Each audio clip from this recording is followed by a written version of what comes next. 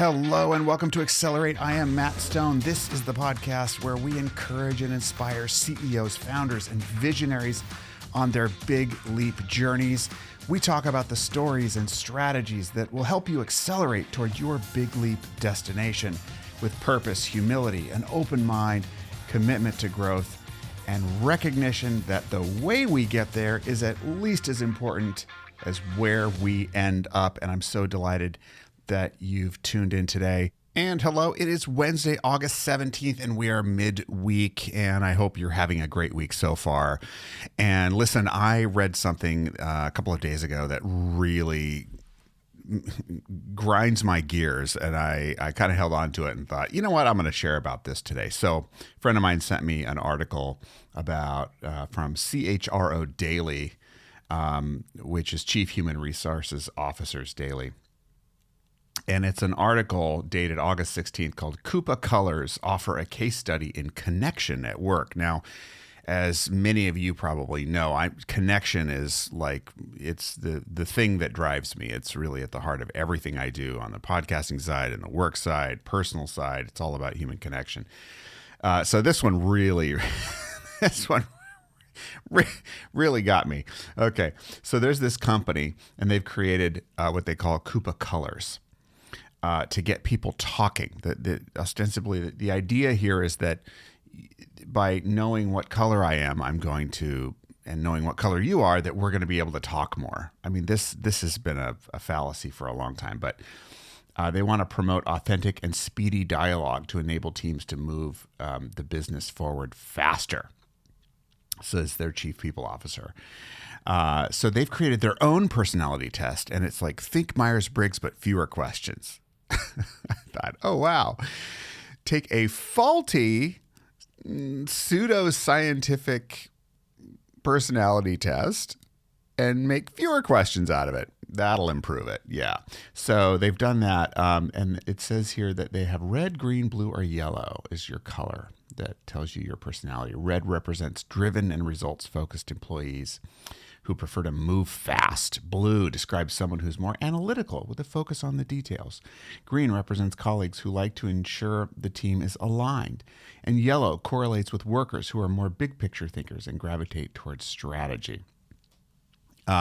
So what the company's done is they've taken it a step further, and you're supposed to put your color on your Zoom background so everyone can see, and that's going to make you understand others and also promote more direct dialogue about it. I don't know where to begin, so I'm not. It's just complete and utter nonsense. This is not how people relate. And I think what really gets me about these approaches is there's a lot of different angles to it, and I don't have time to go over it all in this short, quick hit for today. But if you're working in a workplace or you're out on your own and you're relying on personality profiling as a way of spurring communication with other people that's meaningful or understanding yourself better, you just need to be really, really careful with it. And now there's some of these that can be helpful. There's one that I really love that's based on intrinsic motivation. And I think that particular approach, understanding what my motivators are and what motivates you intrinsically actually has some real value, and it's not anonymous, and it actually promotes us talking about something, okay? And it doesn't tell me who I am. But these types of things have such a dehumanizing effect because every single person is unique, number one. I mean, when I look at these colors, I look at all these colors and I go, yeah, I'm sometimes all of these things. There isn't one that dominates. It's contextual. We're all changing over time. How many people have unresolved psychological wounds well into their adulthood that have shaped their view of themselves in a way that's not accurate? How many people had parents who told them, well, you're not very organized, or you're not this, or you're that? And it's embedded in their brains, very deeply in their psyches, their sense of self, that this is who I am, but it's not really who they are. You know, we don't have a chance of understanding ourselves fully unless we're both working on our self-perception and also getting lots of feedback from people around us about how we are interacting with others and what they see in us. It doesn't mean they're accurate, but we need the communication, the conversation is really where it's at. It's not about the labeling. It's the communication. We change over time. How many of you have taken a personality test and years later you test differently than you did before and you go, oh, wow, I always thought I was an extrovert, but I'm actually more of an introvert. Or I always thought I was, in Myers-Briggs terms. This happens all the time because we change. Now, I am not saying there's no value in any personality test. That is not what I'm saying. They are one tool in opening one's awareness about your own, preferences, tendencies, and they can help you open your mind that other people are different. But that is a very, very, very early start to what we really need to do, which is learn how to connect with people and continue that connection, continue asking questions and learning from others as we all change over time.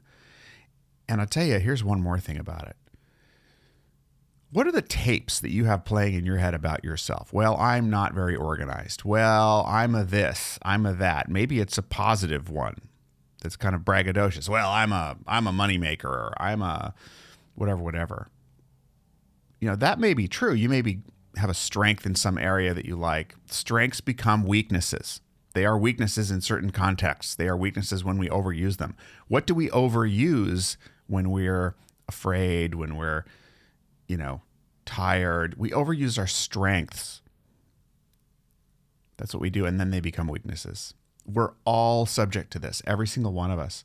So when it comes to the human connection game at work, at home, number one, we have to humanize each other, which means to understand that we're all complex and unique beings, and nobody fits in a neat box. Nobody. If you think of yourself in that way, you're limiting yourself. You're basically telling yourself, this is the box that I stay in, and I shouldn't wander out of it. Oh, I'm not very artistic, so I'm never going to take an art class. I'm never going to try it. How limiting is that? Oh, you're impulsive. You're always so impulsive. You don't think things through. So that person has no chance to not be impulsive in your mind. We reinforce these things so often about ourselves, about others. We're fighting the way our brains work to try and make sense of the world, to try and be efficient. But the greatest thing about human connection, when it's done with heart and a truly open mind, and when you keep going back and keep staying open, that there's more learning, there's more growth, that you're growing, that I'm growing, that things can change, and they do change, is that we get to reinvent our dish of possibilities over and over and over again, and live an expansive life and not a shrinking one. Live an open life, not a closed one. And that's where true joy, true happiness, true fulfillment comes in, whether it's at work, at home, or anywhere else. So I feel for these poor employees at this company who have to put a big yellow circle on their Zoom background and expect anyone to know what the hell that even means. It's probably a well-meaning attempt at a much-tried gimmick that has never worked. And what we need is more humanization, not less. And I don't know if people understand this is dehumanizing. But we've got a lot of dehumanizing things in our society. Just sit on hold on an automated call center for a while. How many surveys do you answer that ask you about your preferences about things? And then trying to assign a label to you.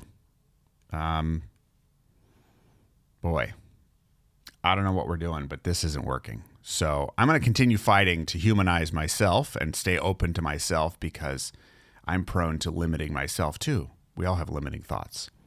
Well, I'm not this, I'm not that. I could never do this. This is who I am, not that. Really? Might be a good time to question that. And maybe talk to some people around you and see what they think. Where can we learn and grow? Where can we change? All right, that's my message for today. I hope that helps inspire you a little bit and just encourage you to connect with other people. Stay open that they are changing and growing and learning, and you are too.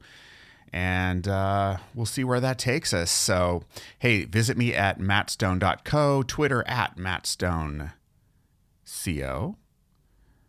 website mattstone.co, Twitter at mattstoneco, Instagram at mattstoneco. We're starting to put a couple things up there.